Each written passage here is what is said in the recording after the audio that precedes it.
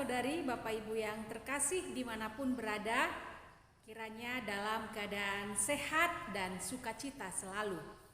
Firman Tuhan yang akan saya sampaikan untuk khotbah pada Minggu tanggal 15 Mei 2022. Sebelum saya membacakan teksnya, terlebih dahulu kita bersatu di dalam doa. Damai sejahtera Allah yang melampaui segala akal, itulah kiranya yang menerangi hati dan pikiranmu untuk mendengarkan firman Tuhan dalam Kristus Yesus Juru Selamat dunia. Amin.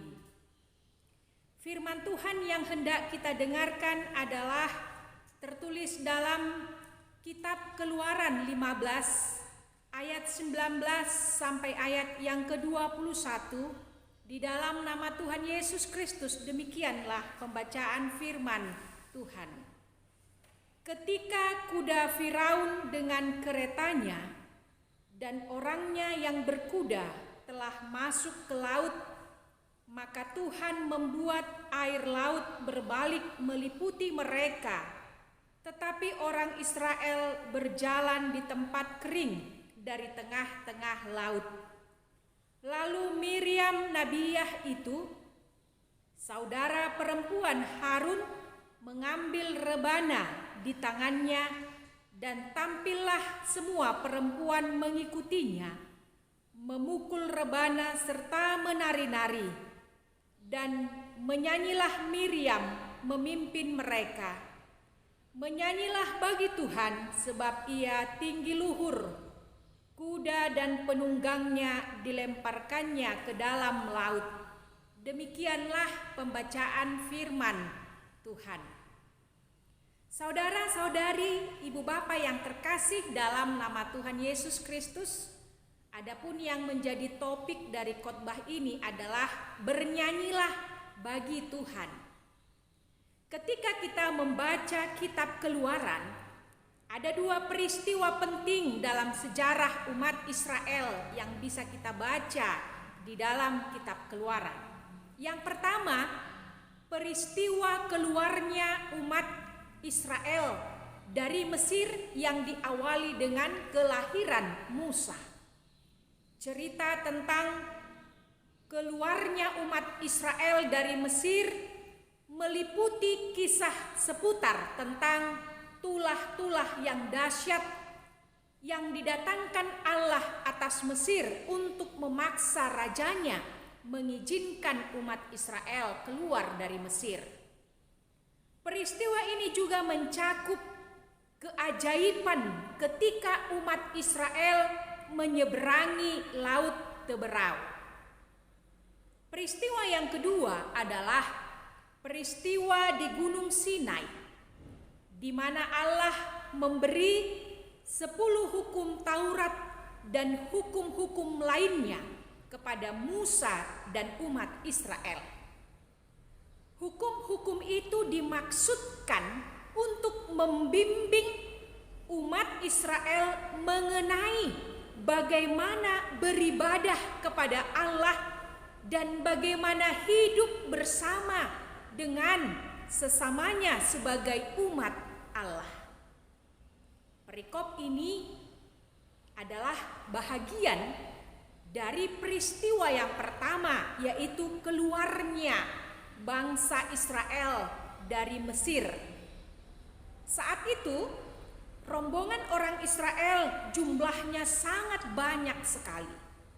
Kira-kira 600.000 orang laki-laki dan tidak termasuk anak-anak dan para perempuan dewasa. Berarti bisa dihitung minimal berjumlah 1,8 juta orang Israel yang melakukan perjalanan keluar dari Mesir. Ternyata orang Mesir melakukan pengejaran menyusul orang Israel yang keluar dari Mesir. Mereka para pasukan Mesir menaiki kereta yang berkuda. Dalam perjalanan ini, sungguh pertolongan Tuhan sangat menakjubkan. Dikatakan di dalam perikop ini, air laut terbelah dua. Maka orang Israel berjalan di tengah-tengah laut di tempat yang kering. Sedangkan di kiri dan kanannya air laut menjadi tembok bagi mereka. Air laut yang terbelah dua itu tidak secara serentak berbalik, tetapi diawali di lokasi tempat berjalan pasukan Mesir. Sementara rombongan bangsa Israel tetap melanjutkan perjalanannya di jalan yang masih kering. Jadi peristiwa ini adalah tindakan Allah yang bersifat transendental untuk menunjukkan keperkasaannya kepada musuh Israel, sekaligus untuk menyatakan kasihnya kepada bangsanya sebagai tanda bahwa kerajaannya tidak akan berakhir. Dan melalui tindakan tersebut, Allah bukan hanya menyeberangkan umat Israel, tetapi juga ingin tinggal bersama-sama dengan umat yang dikasihinya. Dalam perikop ini, selain tokoh Musa yang memimpin Israel keluar dari Mesir, ada juga tokoh yang lain disebutkan yang berperan, yaitu Miriam, saudara perempuan Harun dan Musa. Dialah perempuan yang mengawasi Musa saat bayi ketika dibuang di sungai Nil, dan mengetahui bahwa putri Firaun telah mengambil Musa dari air dan memelihara Musa. Kemudian Miriam dengan berani dan bijaksana mengusulkan kepada putri Firaun bahwa dia sanggup mencari seorang ibu untuk menyusui Musa, yakni ibu kandung Musa itu sendiri nantinya yang menyusui Musa. Miriam juga disebut seorang nabiah, seperti yang disebutkan di dalam perikop tadi. Walaupun Miriam tidak pernah sebagai penyampai atau perantara firman Allah, namun lewat talenta yang dimiliki oleh Miriam, ia memimpin seluruh perempuan Israel bernyanyi sambil memainkan alat-alat musik rebana, sehingga secara spontan tampillah semua para perempuan mengikutinya memukul rebana, bernyanyi sambil menari-nari. Nyanyian Miriam itu dapat kita lihat di ayat yang ke-21, dituliskan, "Menyanyilah bagi Tuhan sebab ia tinggi luhur, kuda dan penunggangnya dilemparkannya ke dalam laut." Intisari dari nyanyian ini dimaksudkan untuk menyampaikan sebuah pesan yang signifikan dari Allah kepada orang Israel sepanjang zaman, agar orang Israel senantiasa mengingat sejarah Eksodus tersebut sebagai bagian yang fundamental tentang iman mereka, yakni Tuhan Allah sebagai pemeran utama yang melakukan pembebasan orang Israel dari kuasa perbudakan Mesir. Allah mampu melemparkan kuda dan penunggangnya yang kuat itu ke dalam laut. Mesir yang sudah menghapus mimpi-mimpi dan menenggelamkan harapan orang Israel selama kurun waktu 430 tahun diperbudak, tetapi dijungkir balikkan oleh Allah yang tinggi dan luhur, sehingga orang Mesir sendiri tenggelam. Sebaliknya, orang Israel sebagai umat pilihan Allah muncul dan eksis sebagai bangsa yang dipimpin, bangsa yang diberkati oleh Allah supaya dapat melanjutkan perjalanannya ke tanah perjanjian. Saudara-saudari yang terkasih dalam nama Tuhan Yesus Kristus, bernyanyilah bagi Tuhan, sebab Dialah juru selamat. Umumnya, orang Batak itu gemar bernyanyi. Dan hampir tidak ada kebaktian yang tidak diisi dengan nyanyian paduan suara yang umumnya dipimpin oleh warga jemaat. Dan memang nyanyian tidak terpisahkan dari liturgi. Dan orang Batak sendiri sangat gemar bernyanyi. Dan orang Kristen selalu bernyanyi. Itu sebabnya di tempat duka cita juga orang Kristen selalu bernyanyi. Di tempat sukacita juga orang Kristen juga bernyanyi. Memang nyanyian tidak terpisahkan tadi dari liturgi. Nyanyian adalah kekuatan yang tidak tampak tetapi dampaknya luar biasa. Caruso, penyanyi tenor terkenal, mampu memecahkan kaca jendela hanya dengan kekuatan suaranya. Suara trompet Israel, pimpinan Yusak, juga mampu merobohkan tembok kota Yeriko. Demikian juga nyanyian Paulus dan Silas dapat menguatkan mereka di dalam penjara, dan tengah malam terjadilah gempa sehingga belenggu mereka patah dan mereka bebas. Salah satu kebiasaan gereja mula-mula adalah bernyanyi. Nyanyian pujian menimbulkan daya kekuatan yang besar. Seperti pengalaman yang dialami oleh Billy Graham, seorang pengkhotbah yang paling populer di Amerika Serikat. Dia pernah berkata bahwa sebuah nyanyian pujian lebih kuat pengaruhnya dari 100 khotbah. Mengapa demikian? Dan itu dia saksikan ketika Billy Graham mengadakan krusade atau semacam KKR.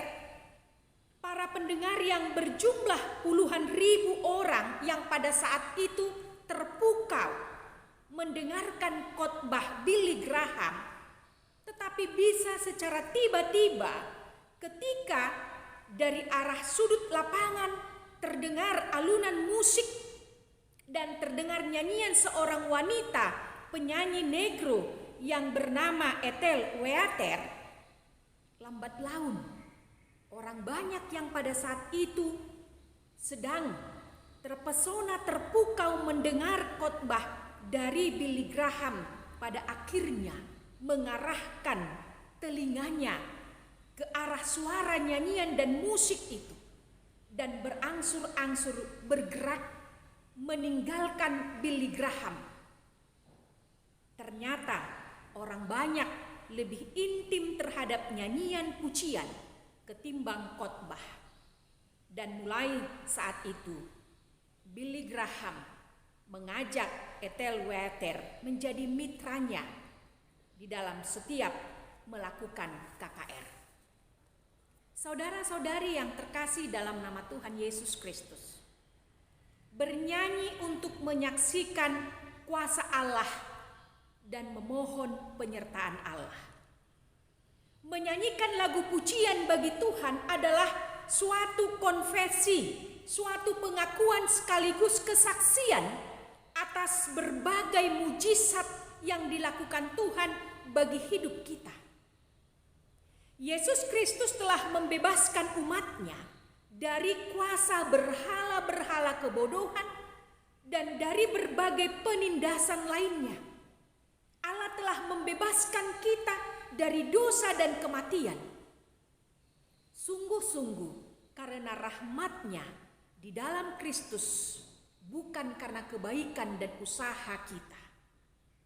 Pokok inilah yang menjadi syair lagu-lagu pujian kita. Selain ungkapan kepuasan batin, bernyanyi adalah merupakan doa permohonan penyertaan Tuhan sebab perjalanan pribadi dan gereja kita masih panjang. Gereja yang bernyanyi adalah gereja yang terus-menerus menyaksikan kebesaran Tuhan, tetapi juga sekaligus memohon penyertaan Tuhan agar secara terus-menerus Tuhan Yesus Kristus sebagai kepala gereja tetap menyertai gereja menuju dan menyambut kedatangan Kristus yang kedua kalinya. Oleh karena itu, dengan topik khotbah pada hari ini adalah bernyanyilah bagi Tuhan. Dengan demikian, apa yang mau disampaikan kepada kita adalah yang pertama, bernyanyi bukan untuk popularitas. Sebaiknya gereja harus mengembangkan para pemimpin nyanyian atau yang disebut song leaders atau singers dalam ibadah, terutama kalau kita lihat gereja-gereja di perkotaan. Selain itu, sudah sejak lama berkembang juga di gereja paduan suara dari berbagai kategori, termasuk sekolah minggu, kemudian juga kaum lansia. Dalam istilah seni bernyanyi, para pemimpin nyanyian akan memimpin para anggota paduan suara tadi seperti yang dilakukan oleh Miriam tadi. Kalau Miriam pada kurun waktu sekitar 3.300 tahun yang silam sudah mampu memimpin semua kaum perempuan Israel pada peristiwa Eksodus yang ditaksir berjumlah sekitar 600.000 orang banyaknya, tentu sungguh sangat luar biasa. Oleh karena itu, peristiwa itu adalah suatu yang extraordinary atau spektakuler dan harus diyakini sebagai campur tangan Tuhan Allah. Artinya, ketika bernyanyi itu baik Miriam maupun semua perempuan Israel mengalami transendensi Allah. Allah yang tidak terbatas oleh ruang dan waktu, sehingga mereka dapat bernyanyi serempak dan secara simultan membunyikan rebana diiringi tari-tarian. Jadi nyanyian bersama jemaat dan paduan suara dalam ibadah-ibadah harus dilakukan dalam konteks memuji Tuhan secara bersama-sama, secara sungguh-sungguh. Sebuah konfesi atas perbuatan Allah dalam hidup pribadi dan hidup gereja secara kolektif sebagai umat Allah. Oleh karena itu, bernyanyi bukan untuk mencari popularitas atau bukan untuk mencari kemuliaan dirinya sendiri, mencari nama besar, bahkan bukan untuk mencuri kemuliaan nama Tuhan, tetapi bernyanyi adalah untuk memuliakan nama Tuhan. Yang kedua, bernyanyi menjadi pujian kepada Tuhan. Pujian yang diperdengarkan orang Kristen tentu menjadi pujian yang membawa kesehatan jiwa. Seperti yang dikatakan oleh C.S. Lewis, dia mengatakan pujian adalah kesehatan jiwa yang diperdengarkan. Kadangkala sulit bagi kita untuk bernyanyi, untuk memuji Tuhan, apalagi di saat kesulitan yang menumpuk di dalam kehidupan kita, apalagi di saat kesedihan menyelimuti kehidupan kita. Di zaman sekarang ini, Banyak orang yang melakukan healing namanya dengan tujuan untuk menenangkan dirinya dan untuk keluar dari masalah-masalah hidupnya, sehingga dia melakukan healing supaya keluar dari rasa khawatir, keluar dari rasa cemas dengan cara tadi healing dengan melakukan berlibur ke pantai-pantai, berlibur ke gunung, shopping di mall, ngopi dan nongkrong di kafe sambil berselfie ria. Tujuannya memang tadi agar lepas dari penatnya hidup. Tujuannya adalah untuk menenangkan diri dari masalah-masalah di dalam kehidupannya. Sehingga ketika dia jalan-jalan, dia berfoto, lalu dia mengatakan lagi healing katanya. Namun firman Tuhan ini mengajak orang Kristen untuk menyegarkan jiwanya, menyehatkan jiwanya dengan bernyanyi untuk Tuhan. Sekaligus ketika kita bernyanyi di dunia ini menjadi latihan bagi kita. Sebab kelak ketika kita di sorga nanti, pekerjaan kita satu-satunya hanyalah bernyanyi siang dan malam. Dan itu bisa kita baca tadi di dalam epistel Wahyu 4 ayat 8 sampai ayat yang ke-11. Dikatakan bahwa penglihatan Yohanes bahwa pengisi sorga tidak henti-hentinya memuji Tuhan siang dan malam. Karena itu, selagi kita masih hidup di dunia ini, teruslah bernyanyi untuk Tuhan. Dan biarlah itu juga menjadi proses pembelajaran bagi kita untuk terus berlatih bernyanyi dengan indah. Karena kelak di sorga nanti pekerjaan kita hanya bernyanyi memuji Tuhan siang dan malam. Karena itu pujilah Tuhan, bernyanyilah untuk Tuhan. Amin, kita berdoa. Segala puji dan syukur kami sampaikan kepadamu, ya Tuhan, karena begitu banyak kebaikan-Mu yang Engkau beri bagi kami, bagi gereja kami, bagi bangsa dan negara kami, dan bagi keluarga kami.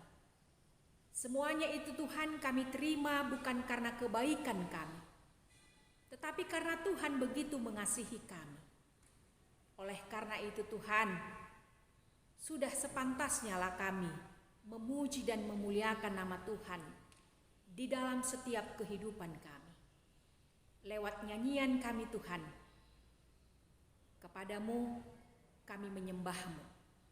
Lewat nyanyian yang kami perdengarkan akan menyegarkan jiwa kami Tuhan, akan menyehatkan jiwa kami. Karena begitu banyak Tuhan persoalan hidup, kesusahan hidup kami di tengah-tengah dunia ini yang kadangkala membuat kami merasa takut dan cemas. Tetapi lewat nyanyian kami dapat menyegarkan dan menyehatkan jiwa kami, menenangkan hati dan pikiran kami. Biarlah Engkau Tuhan yang senantiasa memberikan kepada kami suatu pengharapan agar kami tetap berharap hanya kepada Tuhan di dalam setiap perjalanan kehidupan kami.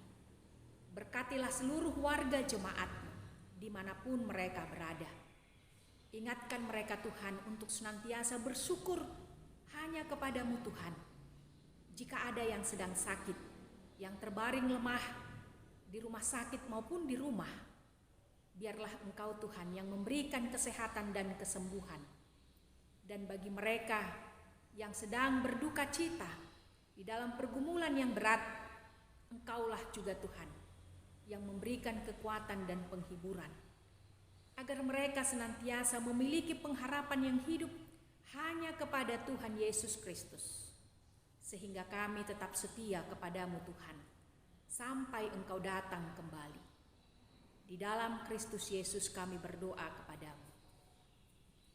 Amin.